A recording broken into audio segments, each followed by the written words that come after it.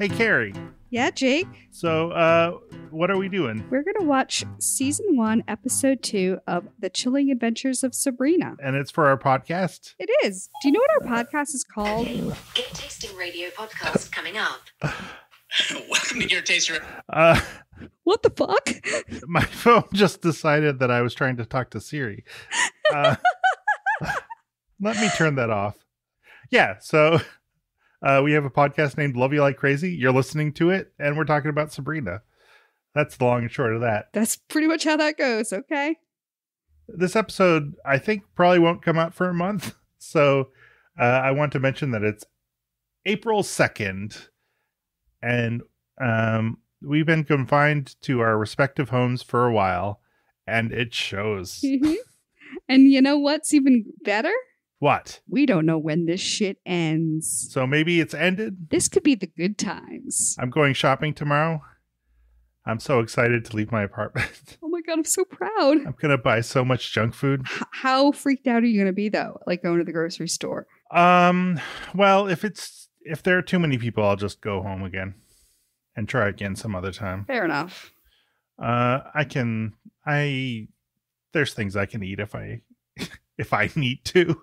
That makes it sound weirdly relevant to this show, actually. Okay. But in fact, it's oatmeal that I'm talking about. I was going to say, I don't think it's your own thigh, but you know what? Yeah. Who am I to judge? I don't know your life. Yeah, well, fair enough. Yeah, so we're all a little stir crazy. I'm going to get to go to my boyfriend's house next week, and I'm very excited about this. God. I know. That's going to be great. I don't know how. I'm feral. I don't know how I'm going to be around another human being. Yeah, fortunately, like our work meetings are just audio and not video. Oh, that's the best. I was going to say what I get up to during meetings, but you never know who's listening. I guess it's not out of the realm that. Yeah, exactly. All right. So that's where we are, but let's get on to talk about Chapter 2 of The Chilling Adventures of Sabrina, The Dark Baptism. What? Are you willing to place Balki above all others in your life, be it your loved ones, your family, your friends, your neighbors? Hail Bartokomous. But do I place him above Cousin Larry Appleton or below Cousin Larry? Oh, well, I guess, let's see. The next question is, you swear to obey without question any order you may receive from Balki or from any figure he has placed in authority over you. So, I guess that means Cousin Larry. Don't be ridiculous. So much for free will. Yeah, so I enjoyed this episode quite a bit. I thought it was fun. I'm glad it's supposed to be chilling adventures, and there's some things in it that are horrifying, but it is not scary. Yes, I agree. It was creepy, but not scary, which is kind of my thing. So, woohoo! So, what are some things about this episode that you particularly enjoyed? I liked Hilda in this episode a lot. I liked the weird sisters a lot. At first, I really liked the high priest. I was like, oh, he's actually giving some solid answers. I like him. Maybe he's not so bad. Well, I noticed he gave himself some wiggle room on some of those answers. If I sign my name in the Book of the Beast, does that mean I'm giving the Dark Lord dominion over my soul? That's one interpretation. But it's largely a symbolic gesture, as rituals in most religions are. Oh, he totally did. But my notes, very important here. I say, this guy is actually somewhat likable. However, that makes me wonder if he's a murderer. Well, he is dressed like a vampire. So? Yeah, no, vampires. I'm not going to say some of my best friends are vampires because... I'm not supposed to know that? You invited me into your house, Carrie. That's why you always wait on the porch. Okay, I got it. Let's see. So in Sabrina's conversation with Faustus Blackwood, the high priest of the Church of Night, one of my notes here is, Sabrina, won't I go to hell? Faustus, sure, but it'll be fine. He also said, hell is for mortals, and you're not mortal. My other favorite line from that whole part was, Malum Malice. Oh, we haven't suggested that for decades. And I was like, what, since the 1970s? Like, centuries is one thing, but decades? Come on. Yeah, right. Considering that these people are all hundreds of years old. So I thought the use of the decades was like delightful. And even in all caps, delightful. And Faustus looks at the murdered teen. And he's like, oh, that poor guy wasn't baptized. Stares at Sabrina. You don't want to get murdered before you've been baptized, do you? Because that can be arranged. And then Hilda got bonkers and Zelda wants to kill her. But Salem sees, and that's the thing, Salem sees a lot of stuff in this episode. But we don't see him conferring with his person. So I'm wondering how much he has told Sabrina, if anything. So Hilda talks to Sabrina, and Sabrina asked her if she had any doubts when she took the dark baptism. And Hilda gives a really extreme answer to that question. Yeah, instead of I thought about it and I decided ultimately this is what I wanted to do. No, she's like, when I was your age, I signed my name in the Book of the Beast. I mean, us girls didn't have any options back then. It's just simply what was done. Do I have regrets? Mustn't tell your Aunt Zelda this, but some days, some nights, I dream that I am walking into the Greendale Woods in the peak of dry season with a lit torch in each hand, so that I watch the whole forest burn like so much kindling. Oh, snap. Because you think of her as like this good little garden witch. Have a lovely little sleep, my darling. Duck, duck, duck, duck. Oh, there we go. She got a story. She also got a shitty older sister. Who apparently Satan says that you can kill your younger sibling. So I don't think I'll be recommending this show to my sister. It's pretty graphic what Zelda does to Hilda there, huh? Yeah. It's not a small gesture. What would you say happened? I would say that Hilda was out happily gardening. One does. Yeah. And then Zelda grabbed a shovel. No, a hammer. No, it was a hammer. And walked up behind her and just smashed the top of her head off. Yep. And then buried her in a shallow grave. Sure did. But she got better. Of course she did. I was like, oh, this is some Cain and Abel bullshit here. Cool. Oh, yeah. One of my other favorite things about this part, Harvey and Sabrina sitting on the steps, and Harvey's like, we've got all the time in the world. And Sabrina's like, yeah, bro. About that. I was like, Harvey, could you be any more pathetic? Because you are motherfucking pathetic. This whole thing is all, I'm going to be with her forever. I wouldn't learn how to fly. It's like, do you know how many people I would dump to learn how to fly? All the people? Yes.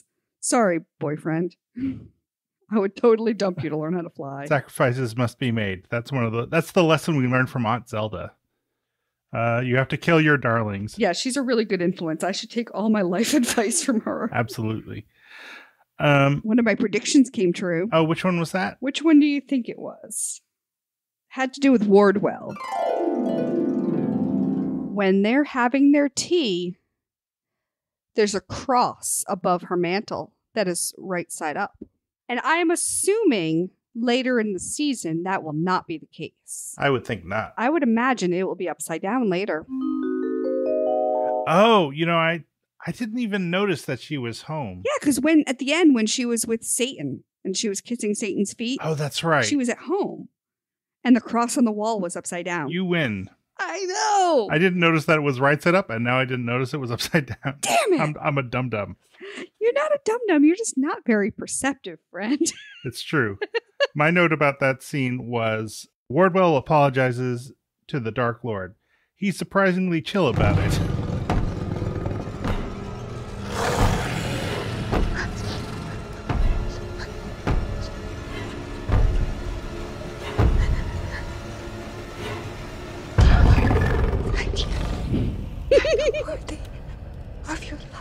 Which, I mean, that kiss your beautiful feet. It's a low bar.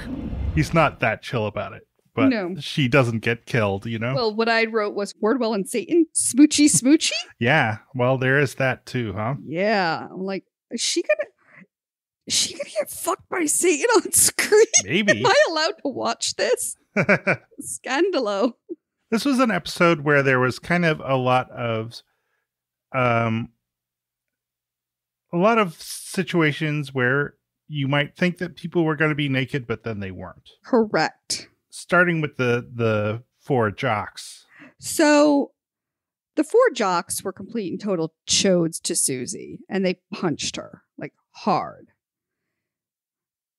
She fell down, black and blue, blood everywhere, like not cool. But now Sabrina knows who did it. So she calls on some help.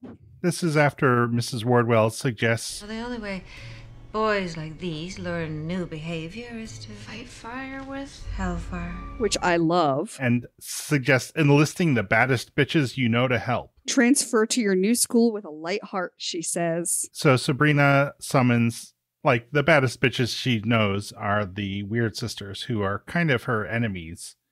But maybe becoming sort of frenemies by the end of this? Maybe. Hard to say. It's hard to say. I think they feel bad for her in some ways. They look down on her in other ways, but they also think that she kind of pulled a baller move. So, I don't know. Frenemy. We're inching towards it anyway. She calls the Weird Sisters. So they agree that they will take down these guys. Dun, dun, dun. Sabrina promises that if they help her, that she will not go to the academy. But while she says it, she's crossing her fingers behind her back, which it doesn't just work in elementary school, it turns out. That's pretty good. Yeah. So later on, these 4 douchebags are hanging out, being drunken douchebags outside a diner. And Sabrina and the Weird Sisters show up really creepily. In matching outfits? Yes, except Sabrina is wearing red and the others are wearing black. They seduce them into the mines. Where is this? I have no fucking idea. I thought Massachusetts because of witches. It's not Connecticut because they keep talking about the fancy boarding school in Connecticut. If they were already in Connecticut, they'd say the name of the town. I was like, maybe it's the maple syrup mines and they're in Vermont. Or maybe they're in upstate New York in some mountains or something. Riverdale is nearby, we know, because they mention it at some point. So it has to be somewhere with mines and maple trees. Yeah. But not too far from Connecticut. Right. So we'll crack this case by the end of this series. So anyway, so they seduce them down into the mines, and Sabrina, so they cast a spell and defeat them with the power of toxic masculinity and gay panic. Sure do. And then Sabrina's like, okay, we're done here. And the Weird Sisters are like, no, we're not. And they go full dark, no stars. You want to go full dark, no stars, Veronica? I'm with you. Yes! Yeah, they get like super fucking creepy. Yeah. So basically the original spell is that these football players think they're making out with Sabrina and the Weird Sisters, but it turns out they're actually making out with each other while dressed in their boxers. This is one of the cases where I was like, they wouldn't be wearing boxers at this point. No, not at all.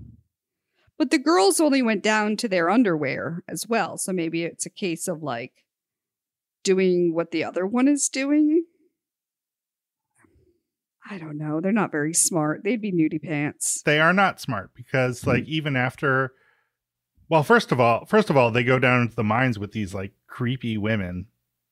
And I don't know. Like there's one guy who's like, oh, I don't know. This is pretty creepy. I don't know if we should be doing this. But the others are like, shut up. Boobies. Yep. That's exactly what happened. Oh, and Sabrina takes pictures with a Polaroid camera. Yeah, that was the dumbest thing that she could have ever done. When you've got a fucking phone, you can put it in some like, the Polaroid is going to be the most fragile of evidence you've got. Next to a cave painting. I mean, that's true, but maybe no. So, so then the weird sisters turn into like sort of weird, creepy zombie skeletons and threaten the boys, who then run off. And Sabrina is mad, but mostly mad because they didn't tell her they were going to do that. You could have warned me. At least given me a heads up. We didn't think you'd want to participate. But perhaps you're more suited to be the academy than we originally imagined. But she still took pictures. Whether or not she approved of it, whether or not she was in on it, she was in on it. I should take a picture. I brought a camera. And the weird sisters said that they knew she was lying, but they helped her anyway because, like, whatever. Like, fucking with dudes is fun for them. So, I mean, it's really fun for anybody. It all makes sense. Oh, and the best part is they stole their boners. Oh, yeah, that's right. We took their boyhoods. Until you release the birds, those 4 boys won't be rising to any occasion. Oh my god. Yeah. So now they can't get it up for a while. And that is amazing. But I like that they call it their boyhood. I know. It's very like dismissive, which fair enough. Oh, and then there's a little thing about so I was looking around I was hoping to find a transcription of the dark baptism ceremony online, which I didn't find. I had to make my own. Oh, goddamn. Like some kind of barbarian. Oh. But I found a couple of sites which was like Real Witches Review Sabrina. And it seemed like there were 2 camps. There were people who were like, this series is bad because witches aren't like that. They don't worship Satan generally, and they don't hurt people generally. So that was like one camp. And then the other camp was, fuck the patriarchy. This show is awesome. So one of the things that the weird sisters say, like Sabrina is like, it seems like the point of the dark baptism is for me to trade my freedom for power. And the weird sisters are like, yeah, totally. And Sabrina's like, but what if I want both? And they're like, The thought of you, of any of us having both, terrifies him. Why is that? He's a man, isn't he? So this show is, I was going to say secretly, but this show doesn't really have secrets.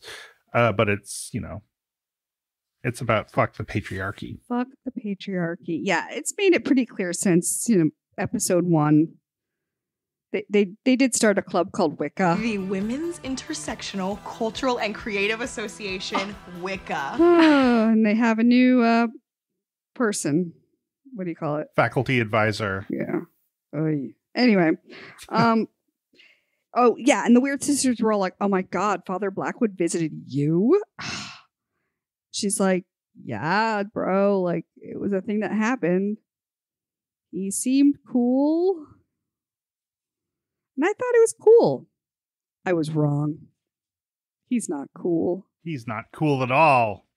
He's a politician with his half-truths and also 0% truths. Will you try, at least? And should it not be to your liking? You let me leave the church? Free choice, child. That's the bedrock on which our church is built. So there's a title card. Friday, October 31st. Halloween. Sabrina's birthday. Mm-hmm. Helpful reminder of what October 31st is. Hilda suggests that Sabrina wear her mother's wedding dress to the dark baptism. And her mother's wedding dress is fucking gorgeous. It is. I love it. It is amazing. It needs to be like my new dress forever. I'm going to wear that shit to the grocery store. That's perfect. Then people will give you that 6 foot distance. Knock it off. This is serious business. Yeah, it looks great. And it's sort of missing in action at the end of the episode. So maybe it's still out there somewhere and you can get it. Now it's in black, which is even better. Anyway, Ambrose is supposed to keep an eye on her. It's her birthday and her baptism, and she's supposed to spend the day in reflection reading the Satanic verses. I can only assume not the novel by that name, but something else. I'm assuming it's not Salman Rushdie. Although I would kind of like it if it were. The day before your dark baptism should be spent in quiet contemplation, reading your satanic verses. To be born again, sang Jibril Farishta, tumbling from the heavens. First you have to die. That would be amazing. I don't think it was, but in headcanon, it now is. So absolutely. Yeah, so Ambrose is a terrible babysitter. He's not good at this job. That's true. Although Sabrina, she's supposed to spend the day at home, but that means that she's not going to see her friends, which she thought she was going to do. So she decides she's going to go to a Halloween party instead of staying at home. And so she calls up her boyfriend. And when Harvey shows up, Ambrose is like, just so clearly just has no fucks left. It's kind of awesome. You can come to the party with us if you want. Thanks. But if I'm risking banishment to the Netherrealm, it's going to be for something other than a high school masquerade. Netherrealm? He's kidding, Harvey. She's like, whatever, just don't be late. There's going to be flames. Flames? It's just another joke. Not joking. He also makes a joke that I had to rewind and rewatch a few times before I thought I understood it, which is that Harvey shows up dressed as a miner, and Ambrose says, "How clever, you're dressed as your future." And I was like, what the hell does that mean? But I think there's nothing more to it than that it's a mining town, and that's clearly what Harvey is going to grow up to be. Yeah, that's 100% what I thought first viewing. Not making fun of you, but I was like, oh, he's calling him a poor motherfucker. Yeah. You're going to grow up to have black lung. Fuck off. Goddamn mortals. They're so basic. Better take off before the aunts come back and eat you alive. Oh my God. They just had long pig. Well, right. I guess you can never have too much. Maybe some for the freezer. Maybe they have obviously they have freezers in the basement. That's true. Yeah, no, it's all very, maybe that's how it all started, that business. These days we call that synergy. Look. You invest in a bunch of freezers and then. And you're not going to just put ice cream in there. Although I totally would. I mean, yeah. By the way, so, do you remember what the aunts are up to while Ambrose is keeping an eye on Sabrina? Are they getting a goat? They are. A black one. A fucking black goat. Like, how cliche can you motherfuckers be? You got to get a black goat. It's been decades since that's been required, Carrie, but it's still somewhat traditional. Fine. And what you're saying is it's been decades since the last dark baptism? Because that would mean this coven is actually not very sustainable. Well, I think it has something to do with there being an eclipse on the blood moon on Halloween, and that probably really doesn't happen that often. True. Fine. Correct. Whatever. Science, Carrie. It's all based on science. Oh my God. This show is something. I really am enjoying it. So they were getting a goat. So it was around here when I realized that I actually wrote the theme song for this show, 15 years ago. Do you remember that song I wrote about the family with the Satanist child? I do remember that. And here you are on the night you sacrificed your first goat. It was bleating awful loud. You know you made me awful proud. When you took your silver knife and you cut its little throat. It's amazing how you've grown since that day. So now there's a black goat. She's in the dress. She goes to the party. What? What did you think of this party? I thought this is nothing like a high school party I've ever seen. Well, that's true. But it's probably closer to them. Because it seemed like maybe there wasn't booze. Mm-hmm. And that there was a cake. And so that was fun. Happy birthday, dear Sabrina.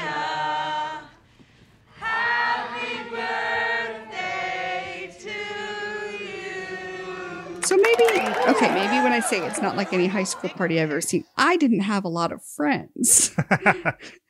So when there were parties, there were like 6 of us. Truthfully, the parties that I knew about tended to be more like the 4 dudes hanging out outside the diner. Like the big social event at my high school was to go to the parking lot of Friendly's and hang out there until the police were called. Oh my God. I love it. I don't know what we did. I mean, we sort of just went to, there was a chick that we all hung out with who had her bedroom was in the basement. So there was like her bedroom and like this big family room. And so everyone just always ended up at her house. And that would be the most party that we had. To be like, I don't know, 4 or 5 people are high. Mm-hmm. I'm trying to mac on some chick. Mm-hmm. I have to say that, okay, so Susie is dressed up as Eddie Munster. Which was amazing. It was amazing. I loved that. Because we can just say that you've spoiled this for me. They are trans later on in the series, correct? Well, the actor is non-binary. But the character is not the actor. So is the character trans? Yes, I believe so. Yeah.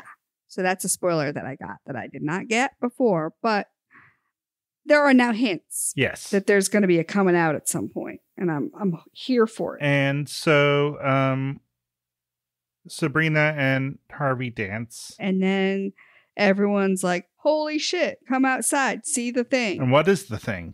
The blood moon. Yeah. Eclipse is starting.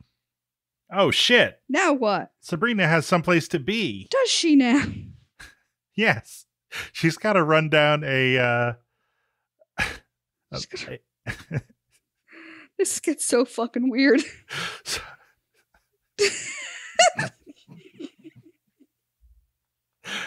So she runs down this tunnel. This is what I wrote. Blood moon gotta run into this weird tree cave. Yeah, a tree cave with sort of a vaginal opening. Oh, yeah.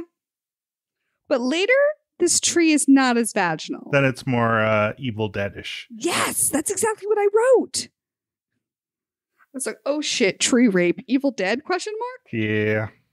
Anyway. Yes, so this is when the dress turns black. And then she's immediately told to take her dress off. Yeah, and I was like, oh, hells to the no. But she gets to keep her slip on. Yeah, and my other note was, who the fuck wears a slip? But that's neither here nor there, I suppose. Yeah, I don't know. I mean, well, I don't know. You know more about women's clothes than I do. We think. We don't know. I'm not gonna assume anything. I'm pretty sure.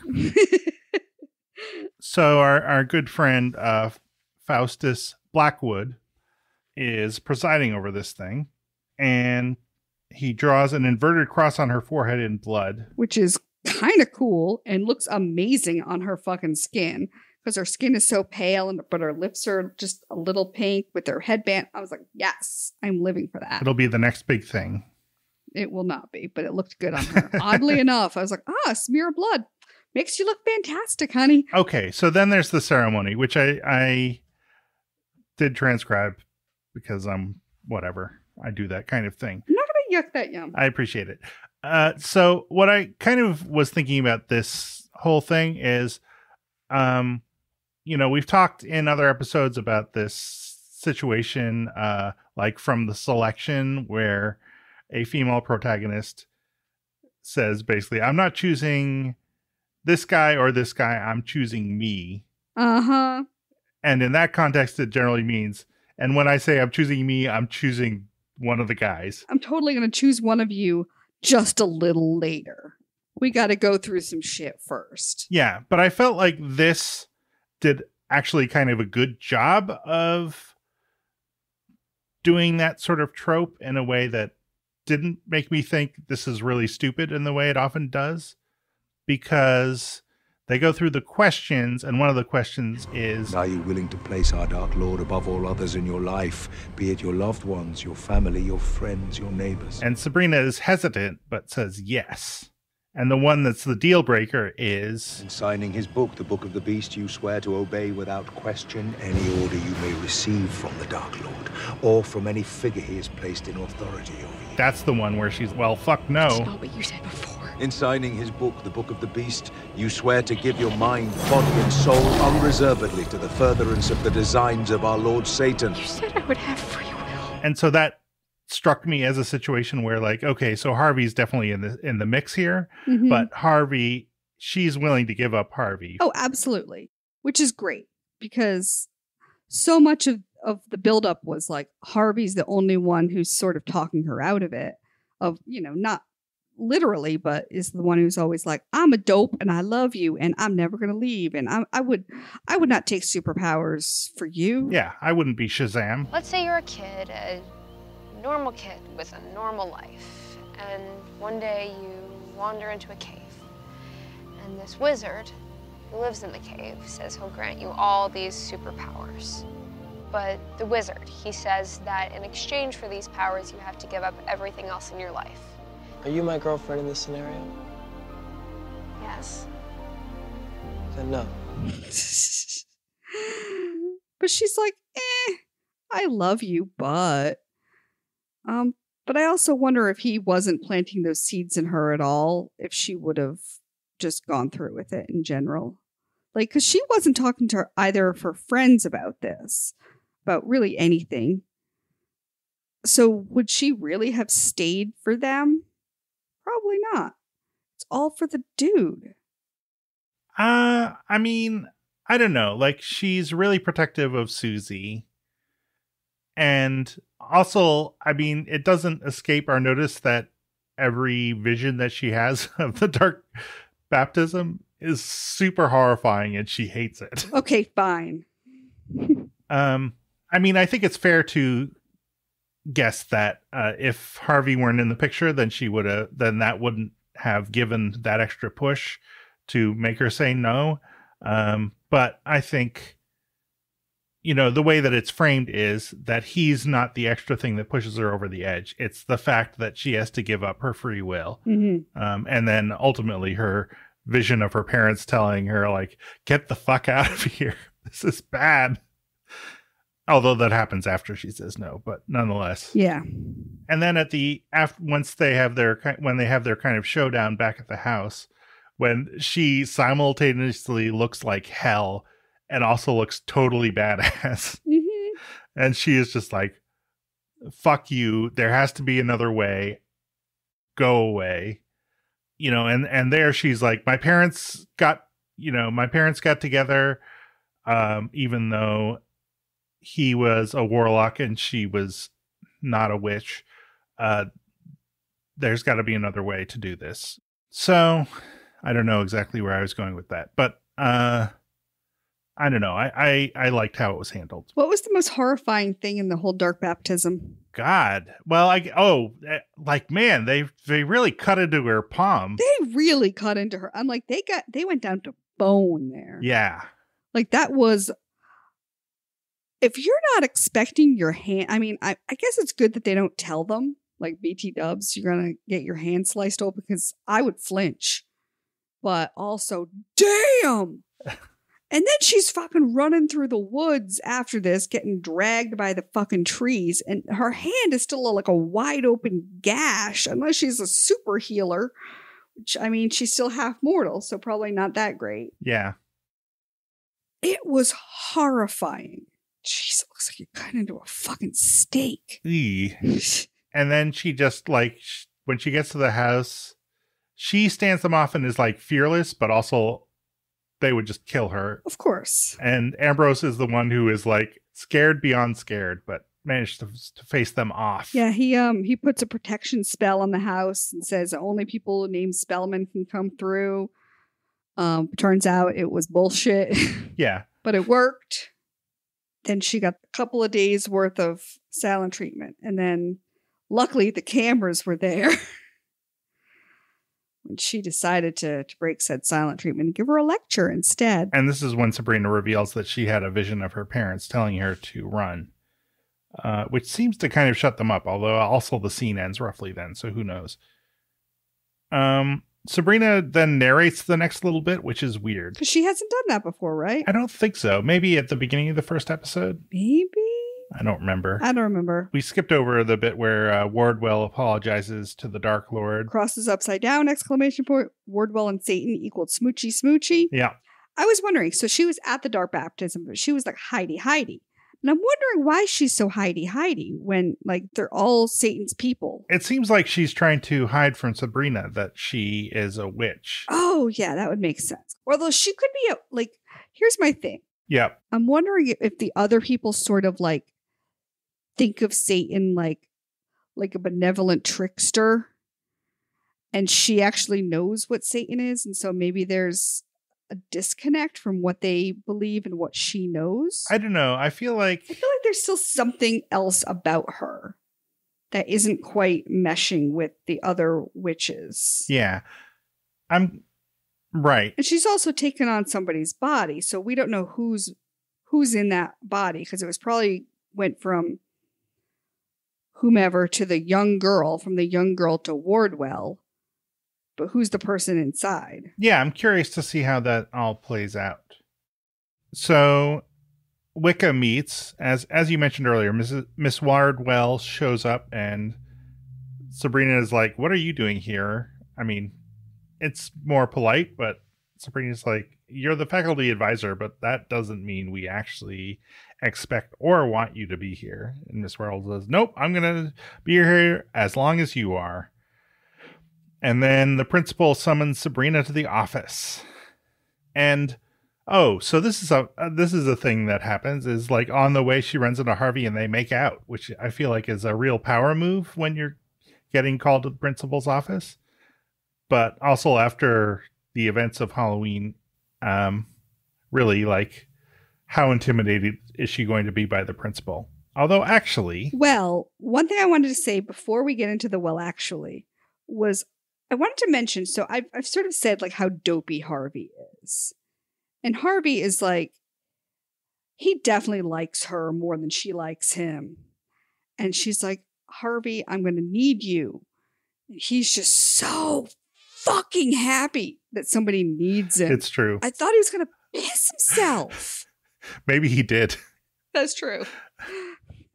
The camera only shows so much. Right. He was just so happy. He's like, "Holy shit, somebody needs me. Oh my God."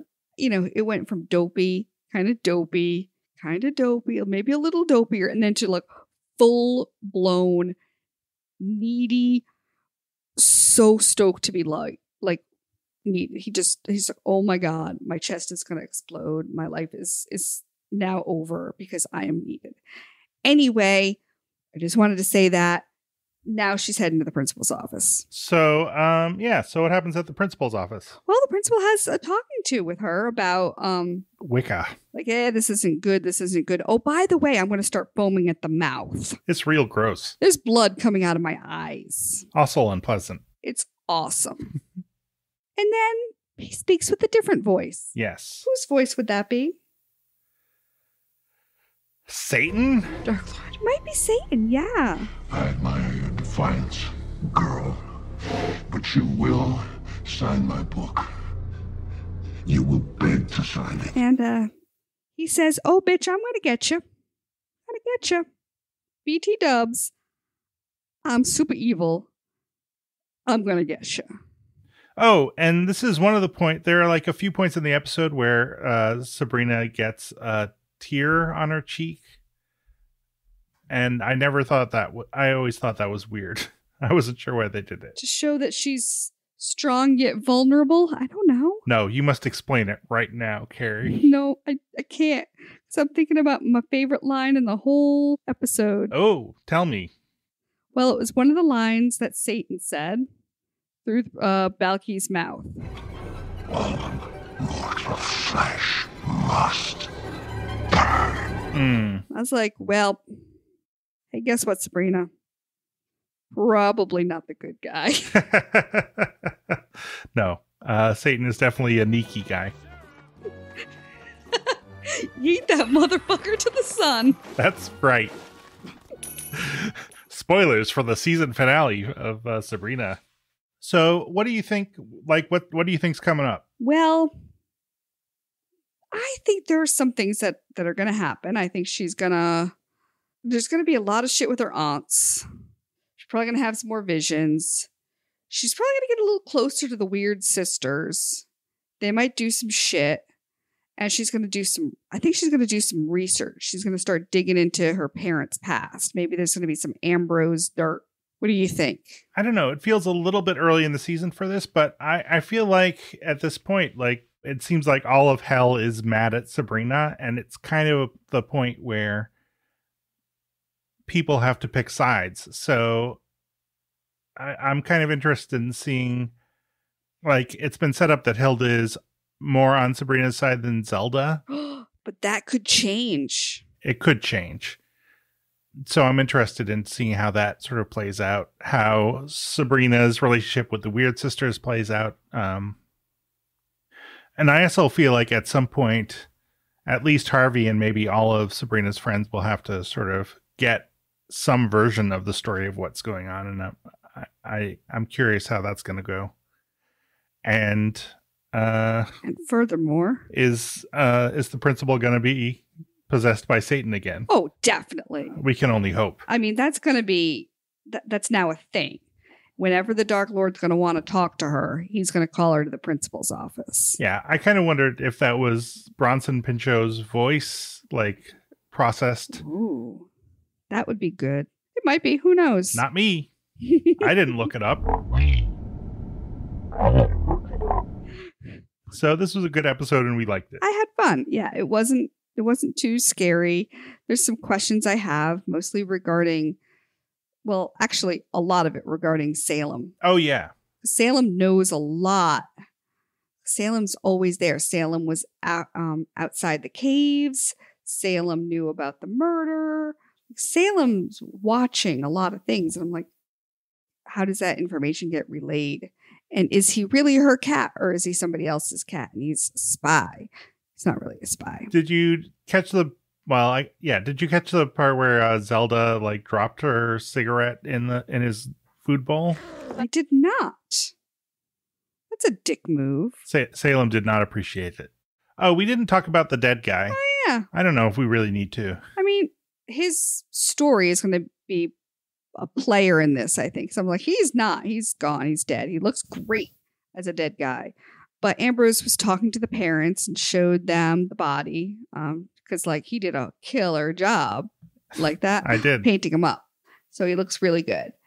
And he was talking to the parents and sort of found out that he, you know, had his pet iguana that he talked to all the time. And they swear that the iguana would talk back. And Ambrose is like, oh, snap. That was his familiar.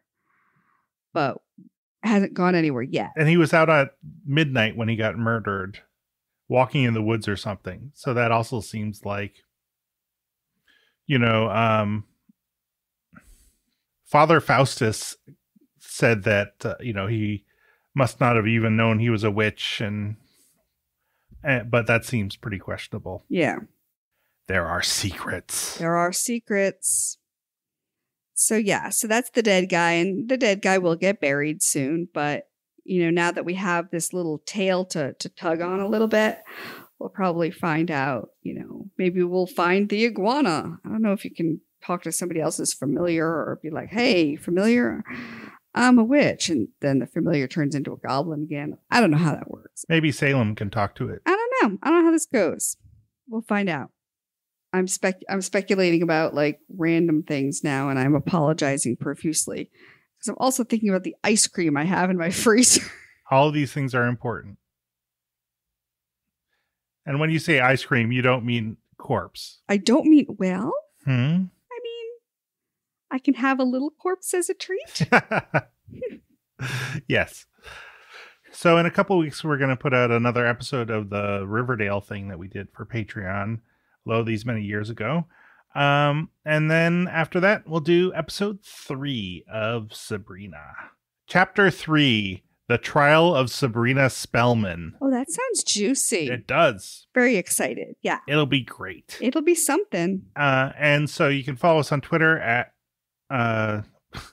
what is it? Love YA Pod? Oh boy. Yes, that's correct. Okay, cool. And there's a Facebook page that isn't that interesting? And then there's a Facebook group called Friends of Love You Like Crazy, which if you can find it, you can ask to join it, and I'll probably say yes. And then you get to like talk to us That's super fun. I enjoy it. Yeah. Yeah, me too.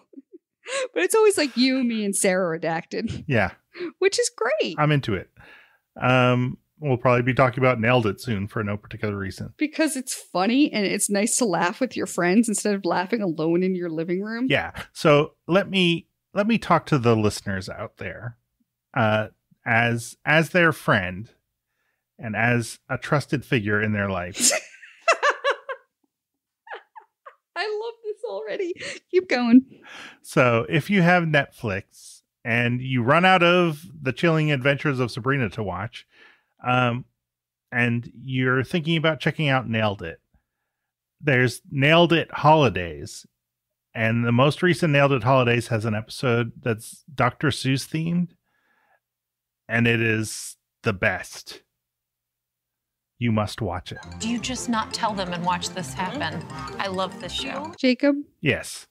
I second this motion. I've watched a bunch of Nailed It, and I hadn't seen all of the season 2 of the holiday series. So when Jacob came to visit me, we watched that together, and I had tears streaming down my face. It was glorious. It's hard to believe. Well, anyway, I won't give any spoilers, but that episode is something else. I mean, if you know the premise of the show Nailed It, you know what we mean, but worse. And if you don't, the premise is that they get people who have trouble boiling water and they give them 45 minutes to make a cake that would take a skilled chef 6 hours to make. And hilarity ensues. Yeah. So thanks for talking to me about this TV show, Carrie. Thanks for watching this TV show with me and talking about it, because we're all in a hellscape right now, and it's nice to have a friendly voice to talk to. Yeah, definitely. Like I'm at the point of the self-isolation where like I can't watch a TV show like this without being like, oh man, this dark baptism. They're really not practicing the correct level of distancing from each other. I know, right? I was thinking the same thing. Like, oh, they're too close. Oh, no. They're too close. Like, and then like cutting into the hand, that doesn't seem sanitary. And all these people inside a school, like together. Yeah, this is some weird fantasy land, clearly. Yeah. Well, from our homes at opposite sides of the country, we love you like crazy. Love you like crazy. Hey, darling, won't you please put down that old Necronomicon? I've been thinking of back when you were a pretty child of 10. Here's a picture of you drawing pentagrams upon the lawn. It's amazing how you've grown since that day. And here you are, on the night you sacrificed your first goat. It was bleating awful loud. You know you made me awful proud when you took your silver knife and you cut its little throat. It's amazing how you've grown since that day. And here's a picture from the day that you became old Satan's bride. There you are all dressed in black. Satan's nervous at the back. You were such a lovely couple, and your ma and me both cried. It's amazing how you've grown since that day. Honey, thanks for looking through this album with me today. All the memories within, nicely bound in human skin. You were a handful, but I wouldn't have it any other way. No, I wouldn't have it any other way. No, I wouldn't have you any other way. Okay, so you're going to just pause here, put the clip in. I will. Okay. You know me well. And then I'll probably put the full thing at the end. Yes! Oh my God, I love it. And then after that, I'll put this clip. I'm predictable in certain ways. Give me a call when you get back. Hey there. Hey. LoveLikeCrazy.com. Hey. Hey. Did you watch anything spooky today? I did watch something spooky today. Oh shit, I need to start recording. It's not even that late. I'm just a dumbass. Hey. So, yeah, now I'm recording. Woohoo. Do you have a question you want to ask me, Carrie? Not anymore.